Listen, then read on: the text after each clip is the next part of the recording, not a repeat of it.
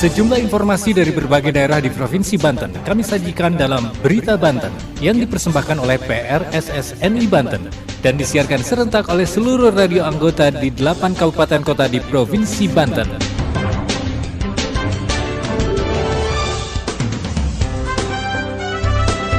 Apa kabar pendengar? Anda kembali bersama kami di Berita Banten PRSSNI Banten edisi Kamis 23 November 2023. Sejumlah informasi dari berbagai wilayah di Provinsi Banten kami hadirkan kembali untuk Anda yang disiarkan serentak oleh seluruh radio anggota di 8 kabupaten kota di Provinsi Banten. Dan inilah informasi utamanya. Kantor Imigrasi Cilegon gandeng Diskominfo untuk sosialisasikan masalah paspor ke masyarakat. Penduduk di Kabupaten Pandeglang hingga pertengahan tahun ini sudah mencapai 1,2 juta orang dan 10%-nya belum mempunyai KTP. Angka kemiskinan ekstrim di Kabupaten Serang turun. Pemprov Banten beri apresiasi. Bersama saya Rana Kabani, inilah Berita Banten selengkapnya. Pendengar, hingga pertengahan tahun ini menurut data BPS, jumlah penduduk di Kabupaten Pandeglang mencapai 1,2 juta orang. 10%-nya belum memiliki KTP, termasuk KTP digital.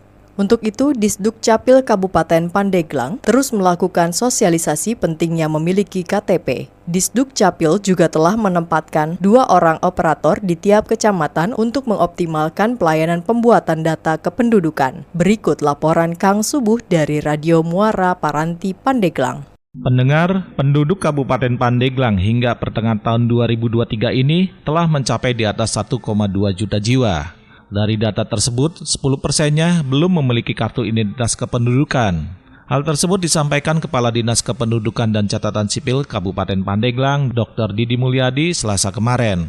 Kendati belum memiliki kartu kependudukan, pihaknya telah melakukan perekaman data bagi masyarakat Pandeglang yang belum memiliki KTP tersebut.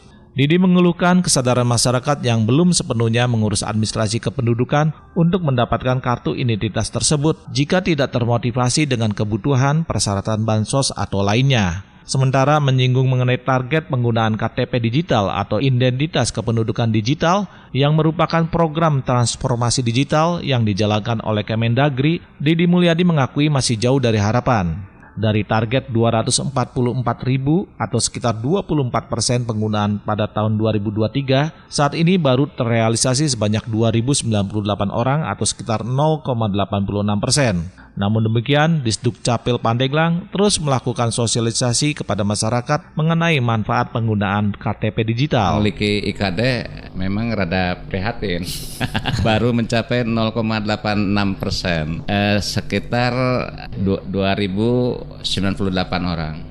Kalau ditanya targetnya itu 244.000.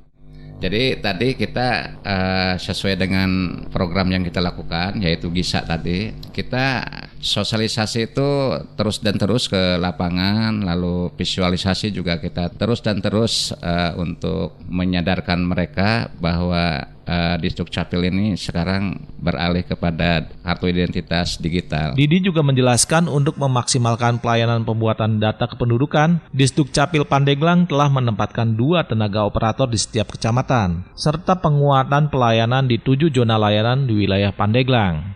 Sementara menjawab mengenai adanya tren peningkatan pembuatan KTP menjelang pemilu 2024 ini, pihaknya melayani masyarakat jika syarat dokumen administrasi telah terpenuhi oleh pemohon. Pihaknya tidak memiliki kewenangan untuk menganalisa lebih dalam mengenai motivasi masyarakat dalam pembuatan KTP tersebut.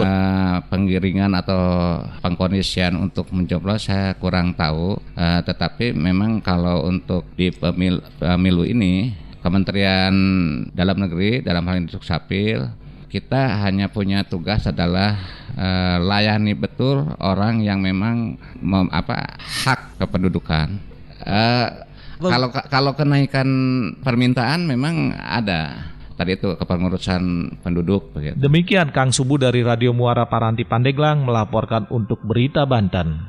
Pendengar, pemerintah Provinsi Banten memberikan apresiasi atas turunnya angka kemiskinan ekstrim di Kabupaten Serang. Saat ini, Kabupaten Serang menempati posisi ketiga kabupaten kota dengan prosentase penduduk miskin terendah di Provinsi Banten. Berikut laporan Siska Purnama Dewi dari Radio Prima FM Serang. Pemerintah Provinsi Banten mengapresiasi pemerintah Kabupaten Serang dalam upaya pengentasan kemiskinan ekstrim di Kabupaten Serang. Kabupaten Serang menempati posisi ketiga kabupaten kota dengan persentase penduduk miskin terendah di Provinsi Banten. Apresiasi disampaikan oleh Asisten Daerah Asda 1 Sekretariat Daerah Setda Provinsi Banten Komarudin saat rapat koordinasi sinergitas dan sinkronisasi program dan kegiatan bidang sosial di Provinsi Banten di Aula Tubagus Suwandi Setda Kabupaten Serang pada Selasa 21 November 2023. Komarudin mengatakan berdasar dari data-data Badan Pusat Statistik atau BPS, angka kemiskinan ekstrim di Kabupaten Serang pada tahun 2022 sebanyak sekitar 83.000. Dan tahun 2023 menurun menjadi 73.000. Berarti ada penurunan angka kemiskinan jika dipresentasikan sekitar 0,5%. Komarudin menyebutkan sinergitas antara Pemprov Banten dan Pemkab Serang pada rakor sinergitas dan sinkronisasi program dan kegiatan bidang sosial yang dilaksanakan saat ini sangat penting. Pada dasarnya program diimplementasikan dalam upaya mengentaskan kemiskinan. Sehingga rakor itu perlu dilakukan untuk menghindari misalnya overlapping, misalnya ada kawasan yang digarap sementara yang lain juga menggarap yang sama di situ, tapi di sisi lain ada daerah lain yang tidak tergarap atau ada segmen-segmen yang lain yang tidak tergarap. Nah, kita ingin menghindari hal yang seperti itu. Kayak perlu yang namanya sinkronisasi antara Pemprov dan kabupaten kota. Dan tidak hanya provinsi dengan kabupaten, tapi juga antar OPD itu bisa juga terjadi. Nah, sehingga kita berharap itu kita hindari dengan melakukan yang rakor seperti ini. Sementara Kepala Bidang Perlindungan Jaminan Sosial dan Fasilitasi Penanganan Fakir Miskin pada Dinas Sosial Kabupaten Serang, Rukma Alfiana Di mengatakan, Kabupaten Serang melebihi target nasional dalam upaya menekan angka kemiskinan ekstrim. Hal itu sebagai realisasi atas instruksi Presiden Republik Indonesia nomor 4 tahun 2022 tentang percepatan penghapusan kemiskinan ekstrim. Rukma berharap semoga Kabupaten Serang di tahun 2024 bisa mendekati angka 0 untuk angka kemiskinan ekstrim. Berdasarkan impres tersebut, paling tidak bisa mendekati angka 0 dan sekarang sudah terlihat progresnya. Perlu diketahui kemiskinan ekstrim seseorang dikategorikan miskin ekstrim jika pengeluarannya di bawah Rp10.739 per orang per hari atau Rp322.170 per orang per bulan berdasarkan data BPS 2021. Jadi, keluarga masuk kategori miskin ekstrim misalnya dalam satu keluarga terdiri dari 4 orang, ayah, ibu, dan 2 anak memiliki kemampuan untuk memenuhi pengeluarannya setara atau di bawah Rp1.288.680 per keluarga per bulan. Saya Siska Purnama Dewi melaporkan dari Radio Prima FM untuk Berita Banten. Berita Banten. Anda masih bersama kami di Berita Banten PRSSNI Banten. Pendengar, Kantor Imigrasi Kelas 2 Cilegon menggandeng Dinas Komunikasi dan Informatika Kota Cilegon dalam mensosialisasikan pembuatan paspor kepada masyarakat. Kepala Seksi Intelijen dan Penindakan Keimigrasian Kantor Imigrasi Kelas 2 Cilegon Muhammad Gazel Enim Febrianto mengatakan, sosialisasi layanan paspor merupakan wadah yang diberikan kepada masyarakat untuk mempermudah layanan keimigrasian. Berikut laporan Ana Silvana dari Radio One Indonesia Cilegon. Kantor Imigrasi Kelas 2 Cilegon bekerjasama dengan Dinas Kominfo Kota Cilegon menggelar sosialisasi layanan paspor kepada pengurus dan anggota Forum Komunikasi Kelompok Informasi Masyarakat atau KIM di Aston Boutique Hotel Cilegon, Selasa 21 November 2023. Kepala Seksi Intelijen dan Penindakan Keimigrasian Kantor Imigrasi Kelas 2 Cilegon, Muhammad Gazel Enim Febrianto mengatakan, sosialisasi layanan paspor merupakan wadah yang diberikan kepada masyarakat untuk mempermudah mengetahui tentang layanan keimigrasian. Menurutnya, sosialisasi layanan paspor ini sesuai dengan amanat Undang-Undang Keimigrasian Nomor 6 Tahun 2011, Pasal 24 mengenai dokumen perjalanan Republik Indonesia.